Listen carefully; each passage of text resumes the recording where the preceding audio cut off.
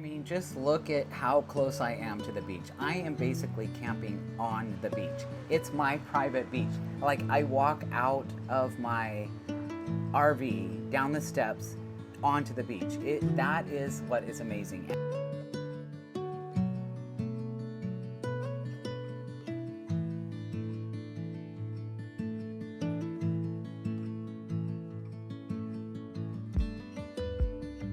But not to scare you. Come anyway.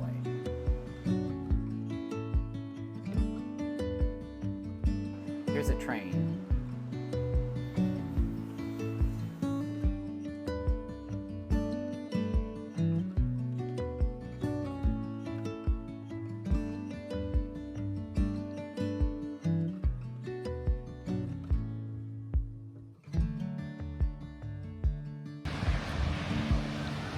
This is the farthest south spot, and here you can see rules and regulations. They have a little place for doggy bags, and then this way and where I'm standing there's no parking, but right past that sign up there is parking during the day. So if you have this spot right on the end, number 127, it's easy to back into for your big rig. There's going to be no one in front of you when you go to leave. Basically, you don't have to parallel park between two rigs, and I think it's a really nice site. I'll show you around the front of it here in a minute, but the beach is right here. All these sites have access to the beach like this, except for down in the further north campsites, but I'll show you those here. So I'm going to drive down Rincon Parkway here, and I'm going to show you the sites, and you'll see that all the sites are not equal. They are all the same length. I think it's 46 feet, but they're not all the same width, and they don't all have the same beach access or the ability to park a big rig or a tow vehicle. Some are easier than others, and I'll show you why here in a minute. As we go down, I'll show you the site numbers. I'm not going to show you each individual site, because that would be way too much video footage and bore you to death. But I'm going to give you an idea of what certain sections are like, so that when you come here you know where you want to be along this parkway.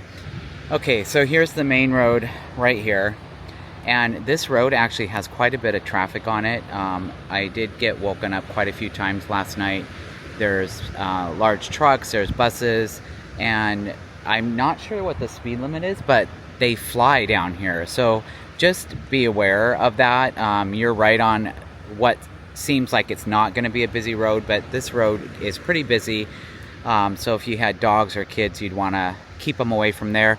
And then right up above it is the train track. The train track, though, is only the surf.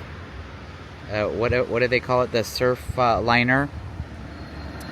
It's Amtrak. So that's the only train that comes by. It does come by several times a day, but it's really, I mean, the waves would drown it out, and it passes by in like seconds, so it's not an issue. And then up there is Highway 101, and you will get some road noise from that, but that actually is deafened out by the sound of the waves. So I think the bigger issue is this road here when there's traffic on it. Anyway, so I'll take a ride through these sites here, and you'll see as we start off, starting with number 1, we're at the north side. We're going to go 1 all the way to 127, and so north to south. And you'll see sites 1 to 18 are all along a seawall, and these sites are going to be best for if you want to park your rig at an angle. If you have a larger rig and you need to park it at an angle so that you can get your tow vehicle in the site. I was at site 18. I'll show you that here in a picture, and you'll see how I was parked, and it was quite spacious, and I really liked being parked at an angle. However, at the seawall, you're not going to have direct access to the beach. You have to go to either end of it. And if you're sitting in a chair, you're not going to be able to see over the seawall to see the water and the beach. So it has its pros and cons. If it were me, I would choose site 1, 2, or 18. maybe even 17 in that area, so you're at the beginning or the end of the seawall, so you have access to the beach. And this is a bike lane right in here, so you're gonna see bikers and everything. It's kind of nice that it's a designated bike lane, but this is site 1.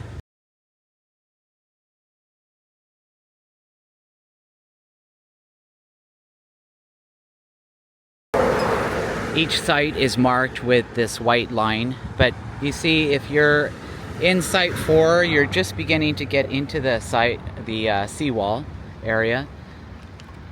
But these sites in here, you can park pretty much however you want. You could back in, you could be at an angle. Otherwise, it's all parallel parking.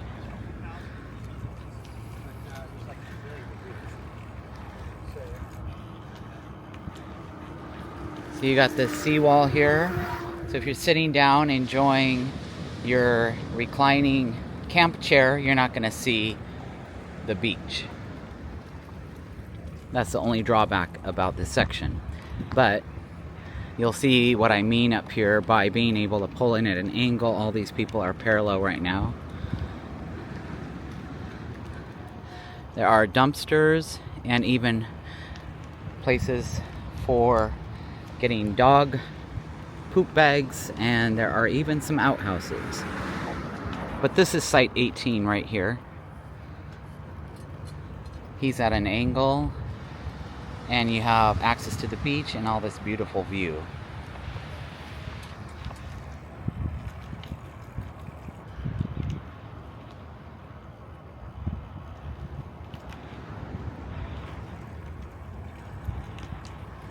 And then in the 20s, like 20 through, I'm at 24 right now, we have this nice beach access. So this is site 24.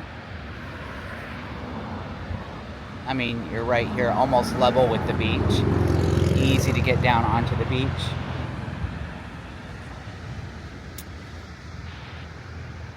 But also, think about when you're coming here, how you're going to park your vehicle, because these rocks, when you back your truck in, if you are towing a trailer and you need to take most of the space with the trailer, see this white car here, how it's pulled in, you're going to see a lot of trucks backed in that way. If you have the wrong site, these rocks get in the way and you're not able to fit the truck in.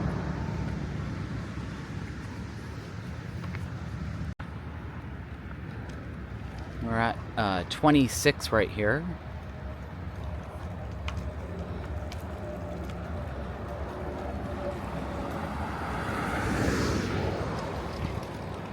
There's a truck backed in, but no rocks behind him. See that? Actually, there were a few, but he was able to fit.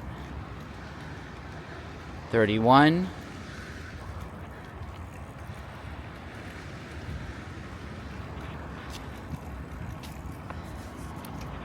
This is 33 and 34. So if you're in the 30s, you're gonna have really nice direct access to the beach here, and pretty wide space because these rocks are pushed off of the cement here.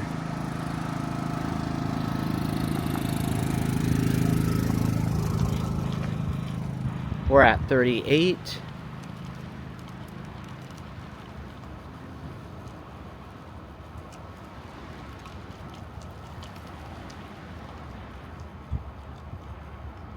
$42.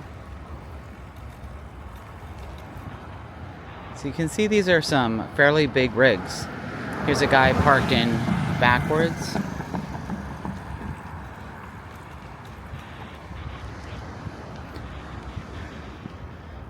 $46, $47. Look at all that nice. There's no rocks there, so you're able to pull in back in your truck in the 40s. So 49. We're at 50. All of these sites in here are pretty nice because there's no huge rocks on the edge. 52. Same thing. You've got wide open access to the beach. 54. So now we have these rocks that are in the way. This is 56. That would be tough to back a vehicle into. Let's see, these guys are backed in. So it can be done, but some of the rocks jut out farther than others, so it's difficult to get a longer truck in. This is a big rig, 61. So we're at 63 right here. This is really nice. Look, I'll stop for a minute. This is a wide area here. 62 also. You have plenty of room off the camper, the campsite. 64, 65. These are nice sites in here if you need a little bit of extra room out in the front here. Really nice.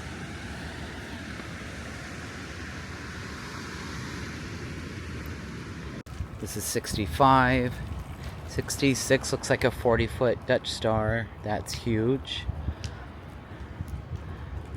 This is 68. Yeah, so all the way up through 71, you're gonna get really nice wide open campsite area. And then you'll see as we come up here, this is 73. This rock wall gets in the way. So this is 75. See, this truck had a hard time pulling in. 76, because these rocks are in the way. It's not a very deep, they're shallow. So all of the sites in the 70s are that way. Hello. This is 81. 82, there's no depth to 82. 84.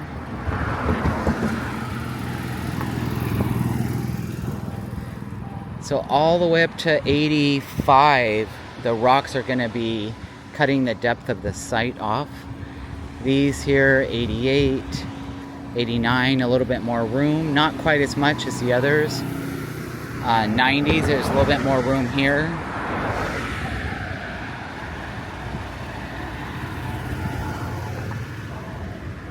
This is 93.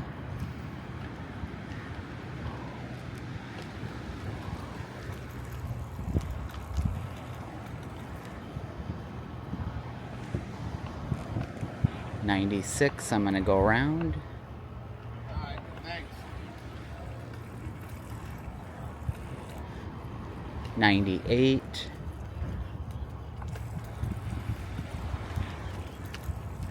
Even the 90s, the rocks get kind of in the way of a camp area, making the site a little shallower. I think the best sites I've found so far were in the 60s. Okay, now we're at 103. Look how it opened up. 103, 104, 105, plenty of room. This is 106. They're even able to get 2 cars back in there.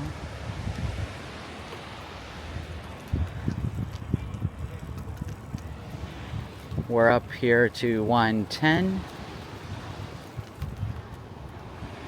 111. These are really nice open sites. 113, 114. You can definitely sit in your camp chair, recline, and see the beach. Easy access to the beach in the 100s. This is 118. 118, 119, 120. They have a little bit more room on your campsite. This is 121. Same thing with 122. A little more room on the campsite. Rocks are not in the way. 124. 125. Here's 126, not very much room, and I'm here in 127. I'll show you the back side of that. I wanted to show you 127. That's the side I'm in, and I'm pretty well behind. I mean, you got to be behind this line right here, and I even have a double slide here, and I'm behind it. But this is what I'm talking about when, you know, I'm taking up the whole space here with the RV. So the truck has to fit from here to the white line here. So I have to back it in. And this is what I'm talking about. At least there were no rocks here. If there were rocks right here, I wouldn't have been able to back in like this and get behind the white line. So if you choose a site, hopefully my video was descriptive enough of it, but if you choose one of those sites where there's a rock bank right here, you're not going to be able to do this with your truck. Now, if you have a smaller rig and both of them fit lengthwise, then it's not an issue. But I'm 40 feet, and you can see I've backed right up against the line here, which everyone does. So if you're coming into site 126, you're going to have to parallel park and be careful. But coming around my site, so I have direct access to the beach here, and I can sit and recline in my chair and look at the beach.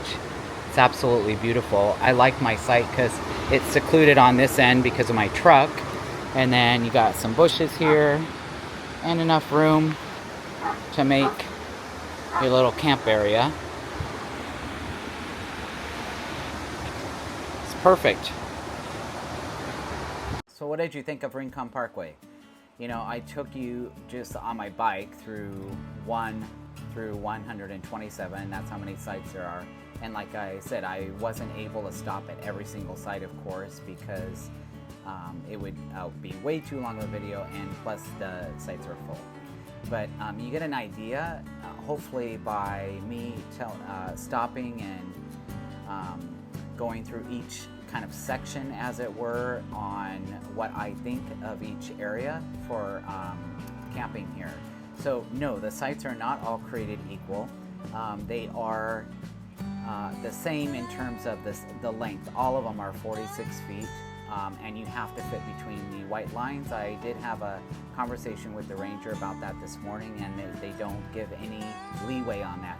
Plus, if like you are over the line and you have a neighbor that needs to get in, it's just going to make for not a good situation. So you're parallel parking here. So if you're not a very good driver or you're not comfortable with that, then you should not stay here.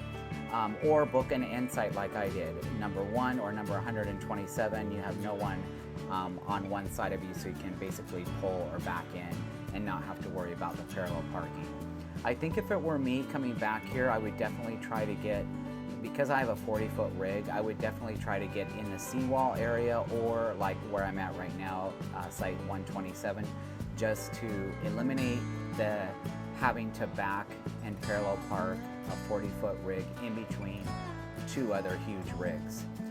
If you're with friends, that might be a better way to camp here, because then you can arrange who's going to go into the site first, and it might make it easier for you. I say all that just to give you a heads up, not to scare you, but just to give you fair warning that parking can be a challenge here if you're not used to parking your rig in that manner. So that's just a heads up, but not to scare you. Come anyway. Okay, what do you want first, the pros or the cons? Because I have both.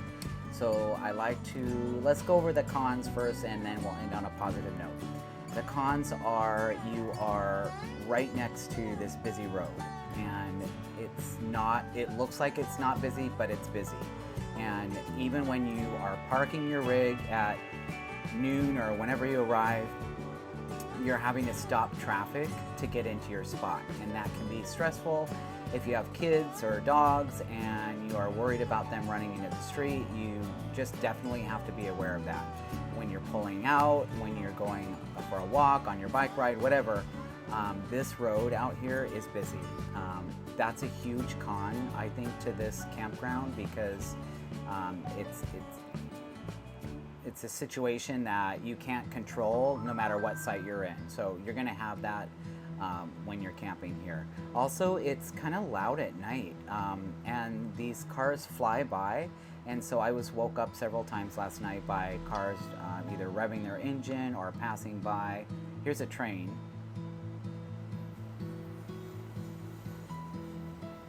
Yeah, it's the Amtrak Surfliner.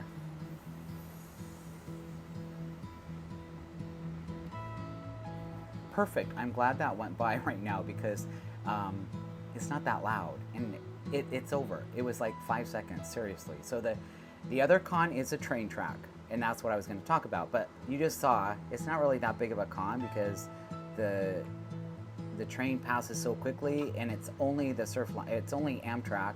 There are no freight trains. There's no horn, and the waves really drown it out. The traffic you hear a lot more. Okay, and then the other con is Highway 101, and it's up a ways. I think the traffic noise from that would be completely drowned out by the waves if you didn't have this traffic noise here. So it's hard to tell sometimes where the traffic noise is coming from, but the 101 is right up there. And you might hear occasionally some big rigs up there, some truckers, truck brakes, that sort of thing, engine brakes, but so that's a con. And then the last con I have, okay, well maybe a few more, but one is to get here. For me, I come from South Orange County. I have to completely go through LA traffic, and I came yesterday on a Sunday purposely to avoid it, and it was better. And I came in the day, there was still some traffic, but if you come through LA with your RV during traffic, it is not pleasant. So that's a huge con to this area if you are coming from the south. To show you this boat really quick. It's just passing by.